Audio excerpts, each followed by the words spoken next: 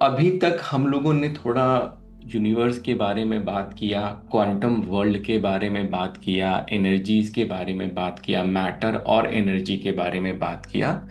ये चीज़ें आपको समझ में आई होंगी। तो एक तरह से यूनिवर्स किस तरीके से ऑपरेट होता है, यूनिवर्स किस तरीके से चलता है, यहाँ पे क्रिएशन कैसा होता है, ये थोड़ा थोड़ा आप समझे होंगे। थोड़ा मैग्नेटिज्म को समझाने के लिए मैंने एनर्जी बॉडी की भी बात की थी।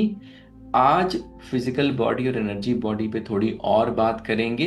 तो देखिए कैसा है कि आप ऐसा समझिए कि ऐसा माना जाता है, ऐसा हमारे जो वैदिक स्कॉलर हैं उन्होंने कहा कि हमारे दो शरीर हैं। ठीक, पहले प्राइमरीली हमारे दो शरीर हैं, एक फिजिकल बॉडी है और एक एनर्जी बॉडी है।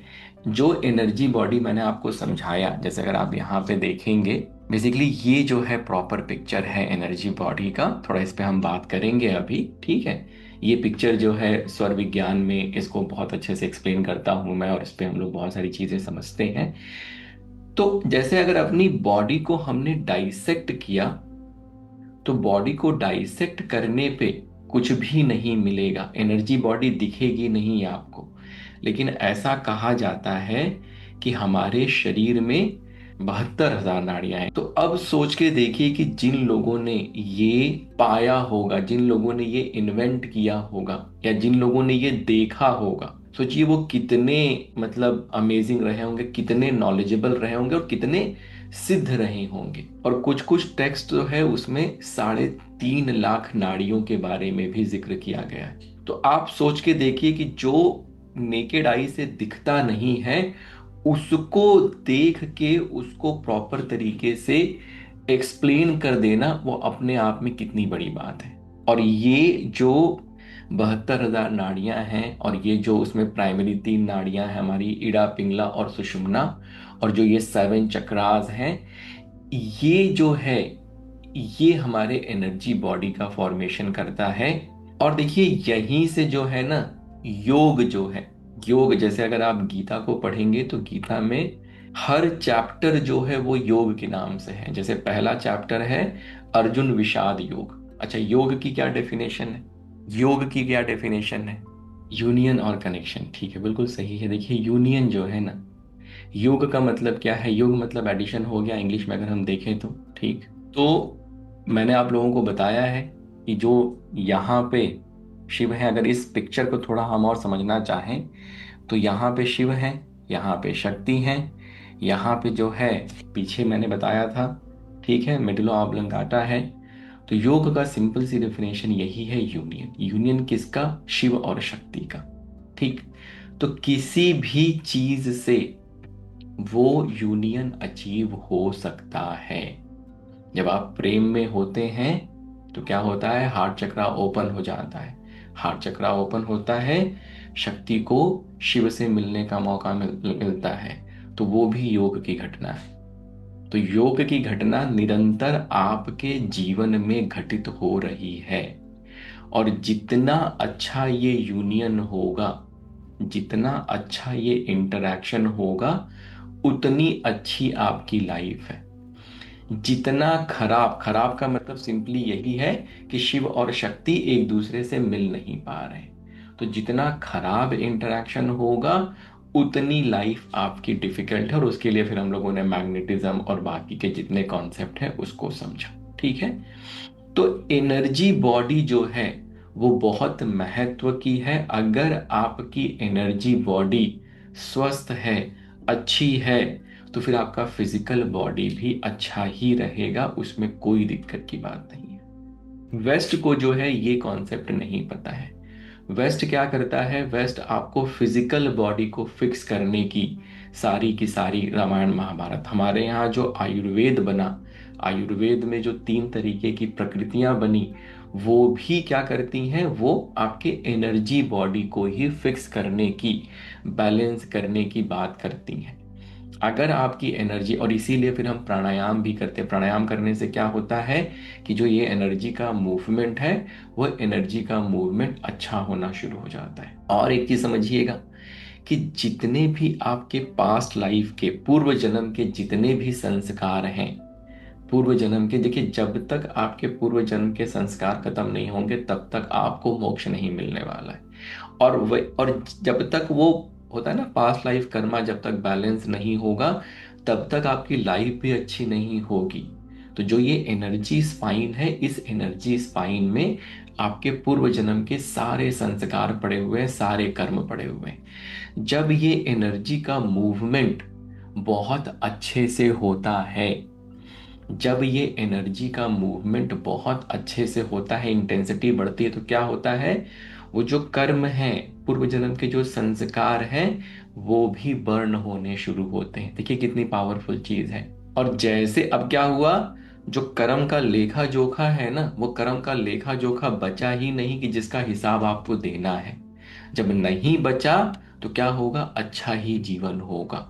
तो एनर्जी लेवल पे जो है ना, ये सारी घटनाएं घटती हैं।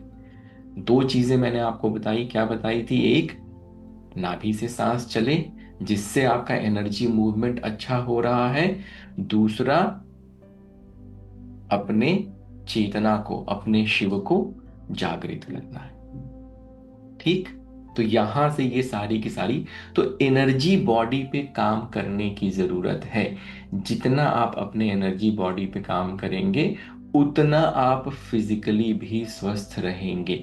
जितना आपकी एनर्जी बॉडी खराब होगी उतना फिर क्या होता है, फिजिकल लेवल पे फिर वो रोग विकार और उस तरीके से ऑब्स्टिकल और बाकी फिर जीवन में भी आपके दिक्कत परेशानी सब आना शुरू हो जाता है। तो योग की घटना जीवन में घटना बहुत जरूरी है। और every breath is an opportunity जिसमें आप योग की घटना घटा सकते हैं। ये एक चीज। दूसरी, चेतना, चेतना को जागृत कैसे करेंगे, चेतना को और ज्यादा हम कैसे वो कर सकते हैं, तो उसके लिए क्वांटम लेवल पे जाके हम वो प्रैक्टिसेस करेंगे। अच्छा, अब मैंने एक बात आपसे और कही कि फिजिकल बॉडी और एनर्जी बॉडी। तो जो फिजिकल बॉडी है हमारी, एक, वो फिजिकल वर्ल्ड को डिनोट करती है। ठीक है। और जो एनर्जी बॉडी है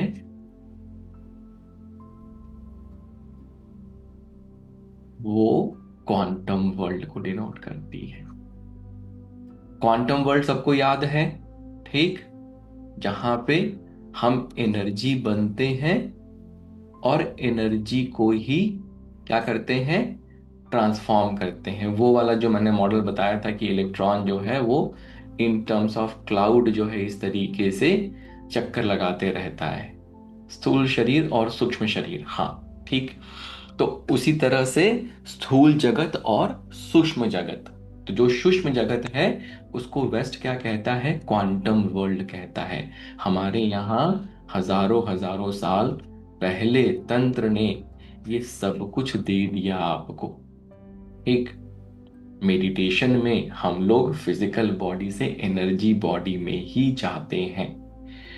तो फिजिकल बॉडी मतलब आपका जो फोकस है वो बिल्कुल आउटवर्ड है, जो चेतना है वो बिल्कुल गिरी हुई है। आप क्या है, मैटर है, मैटर से मैटर को बदलने की कोशिश कर रहे हैं। जितनी मेहनत करेंगे उतना रिजल्ट मिलेगा, हो सकता है उससे कम भी मिल जाए। ये फिजिकल वर्ल्ड है, फिजिकल बॉडी है। एनर्जी बॉडी क्या है, क्वांटम वर्ल्ड। क्वांटम वर्ल्ड मतलब क्या, आपके चेतना का स्तर अब ऊपर उठना शुरू हो गया। कैसे आप अपने एनर्जी बॉडी या क्वांटम वर्ल्ड को एक्सेस करना शुरू करते हैं, तो आपके चेतना का स्तर जैसे जैसे ऊपर उठता जाएगा वैसे वैसे आपका जो फोकस आउटवर्ड है वो आउटवर्ड से हटके इनवर्ड बनता जाएगा। और जैसे जैसे वो होता जाएगा आप एनर्जी बनते जाएंगे। और जब आप एनर्जी बनेंगे तो अब क्या है कि जो सूक्ष्मतम पार्टिकल है, जो इलेक्ट्रॉन क्लाउड है, उसको आप मैनिपुलेट कर सकते हैं। और फिर वो थॉट और electrical and feeling is magnetic और ये सारी चीजें घटित होनी शुरू होती हैं। लेकिन अगर आप फिजिकल बॉडी में हैं तो आप थॉट तो क्रिएट कर सकते हैं, लेकिन वो जो मंकी माइंड है वो क्या करता है, आपको फीलिंग क्रिएट नहीं करने देता। क्यों? कि फिर अब आप फिजिकल वर्ल्ड में, मेरे पास पैसा नहीं है, तो मेरे सब कॉन्शियस में ये बात बैठी हुई है। भले मैं थॉट क्रिएट करूं कि आई एम रिच, लेकिन वो क्या करता है, मंकी माइंड जाता है सब कॉन्शियस माइंड के पास और कहता है कि इनका पैसे को लेके क्या मामला है, बताओ मुझे। तो वो कहेंगे अरे पैसा तो है ही नहीं इनके पास। तो वो वापस आके कहेगा कि पैसा तो है ही नहीं। ठीक, तो फिर क्या होगा, फीलिंग कभी भी आप क्रिएट नहीं कर पाएंगे। थोड़ा थोड़ा ये समझ में आ रहा है कि क्यों हमें क्वांटम वर्ल्ड को एक्सेस करना है। क्वांटम वर्ल्ड सबको याद है, क्लियर है? चैट बॉक्स पहुंच रहे हैं सब लोग वहां, सबको थोड़ा थोड़ा समझ में आ रहा है जो मैं समझाना चाह रहा हूं? ठीक है ना, बहुत बढ़िया। अब एक कंसेप्ट जो है और देखते हैं। और ये वाला जो पिक्चर है, ये वाली पिक्चर भी मैंने एक्सप्लेन कर दी थी सबको। ये पिक्चर भी सबको क्लियर है? ये वाला पिक्चर हम लोगों ने आई थिंक पहली क्लास में पढ़ा था, ठीक है? इडा पिंगला सुषुम्ना। तो बेसिकली कैसा होता है कि जब आप इनहेल करते हैं तो ऊर्जा जो है यहाँ से मेडुला से नीचे जाती है, महाशक्ति उठा के आपकी जो इंडिविजुअल एनर्जी है वो या तो मतलब इड़ा और पिंगला से जो है वो जाके आज्ञा चक्रा पे शिव के पास जाएंगी और फिर वापस आ जाएंगी। बिकॉज ये क्या हो रहा है कि इड़ा और पिंगला से, बिकॉज ये क्या हो रहा है कि ये इड़ा और पिंगला से ये फ्लो कर रही हैं, तो ये डुअलिटी है। इसीलिए अभी भी आप फिजिकल वर्ल्ड में हैं।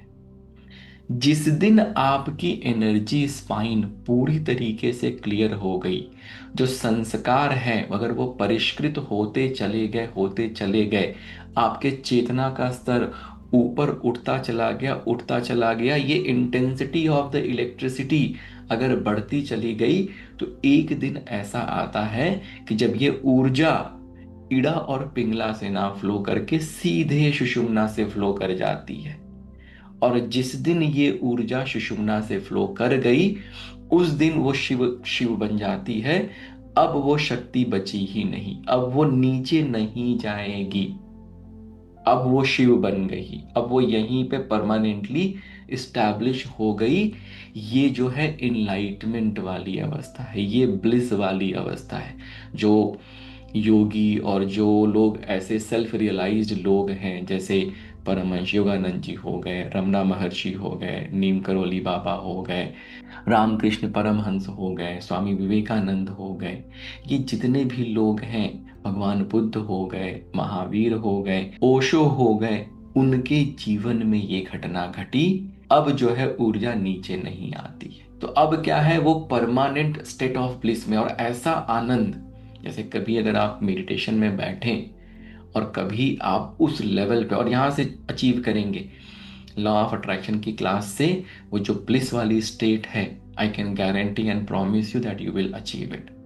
और ऐसा नहीं कि महीनों महीनों की प्रैक्टिस से आप अचीव करेंगे, 2 से 3 दिन की प्रैक्टिस में आप अचीव करेंगे और फिर एवरी टाइम 5 मिनट की प्रैक्टिस में आप वहां पहुंच जाएंगे। ये वाला चमत्कार होने वाला है इस क्लास में, ठीक है?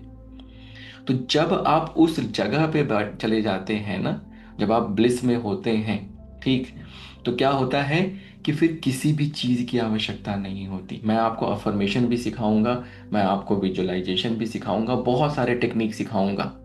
लेकिन एक समय ऐसा आएगा आपके इस जर्नी में जहाँ पे आप कहेंगे कि सर कुछ करने का ही मन नहीं करता है, वहाँ चले गए बड़ा अच्छा लगता है, बस चुपचाप बैठे रहते हैं, ठीक है? वो वाली चीज़ भी आप अचीव करेंगे। आपको आज लगता होगा कि अरे मुझे अफर्मेशन सिखा दें, मुझे विजुअलाइजेशन सिखा दें, मुझे ये करना है, मुझे वो करना है। और जब आप वहाँ पे शांति से बैठना शुरू कर देंगे, तो जो चाहेंगे, जो आपकी ट्रू डिजायर है, वो जीवन में घटित भी होने लगेगी। अपने आप धीरे धीरे सारे रास्ते बनते चले जाएंगे और वो घटना घटेगी आपके जीवन में जहां पे ये चीजें होंगी, ठीक है? एक चीज इसमें मैं आपको और बताना चाहता हूं, वो है एक कॉन्सेप्ट मैंने बनाया था बहुत समय पहले, शिव तत्व करके, ठीक है? कि जैसे जब यूनिवर्स बना, जब शिव के मन में एक इच्छा पैदा हुई, एकोहम बहुश्यम, तो क्या हुआ कि विस्फोट हुआ, ठीक है ना, नाद हुआ। उस नाद से क्या हुआ कि अब शिव जो है ना इस यूनिवर्स के कण कण में फैल गए। जैसे इसीलिए हम कहते हैं कि शिव जो है वो कण कण में हमारे हैं, और इसीलिए फिर शिवलिंग की पूजा करनी शुरू कर दी कि भाई पत्थर है जो, उठा के उसको भी पूज दो, वो भी शिव है। और कैसा है कि देखिए शिव जो है उनके उससे नाद क्रिएट हुआ है। तो क्या होगा कि अभी भी जैसे साइंटिफिकली लोग कहते हैं, जो साइंटिस्ट हैं, कि यूनिवर्स इज एवर एक्सपैंडिंग, अभी भी एक्सपैंड हुआ जा रहा है, बढ़ता जा रहा है, बढ़ता जा रहा है, ठीक है।